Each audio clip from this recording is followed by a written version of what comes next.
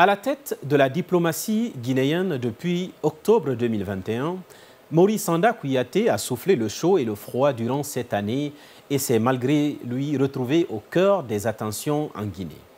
Du rapatriement des milliers de Guinéens en situation de détresse en provenance de la Tunisie, du Soudan, en passant par l'organisation des grandes commissions mixtes de coopération, l'actualité a été particulièrement dense ici également. La diplomatie sous l'ère de la transition en Guinée, c'est un récit de Mariam Kamara.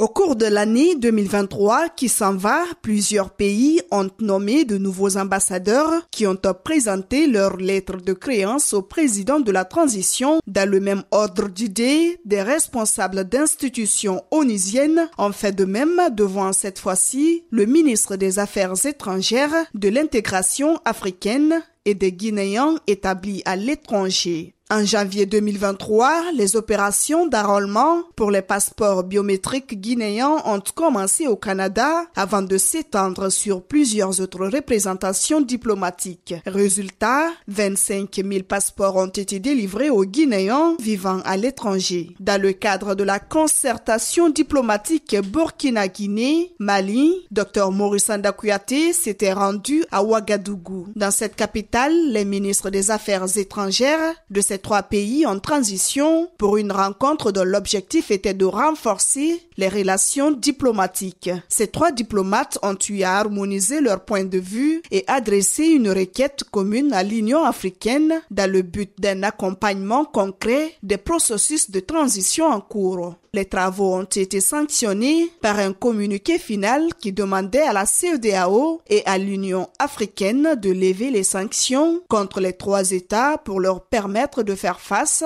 plus sereinement aux défis du moment sur le plan sécuritaire et diplomatique afin de faciliter le retour à l'ordre constitutionnel. Autre fait marquant de l'actualité au niveau des AE, c'est aussi l'implication de son ministre sur instruction du président de la transition à faire face à la situation des milliers de Guinéens en détresse en Tunisie au mois de mars dernier. La diplomatie humanitaire s'est montrée également proactive en mai dernier dans le rapatriement de 84 Guinéens sortis du calvaire au Soudan et ramenés en Guinée. Dans la même dynamique, 99 autres Guinéens ont regagné le bercail de façon volontaire après avoir traversé les difficultés dans le désert. Il y a aussi l'organisation de la 3e session de la grande commission mixte de coopération entre le Burkina Faso et la République de Guinée, tenue le 26 au 28 avril 2023.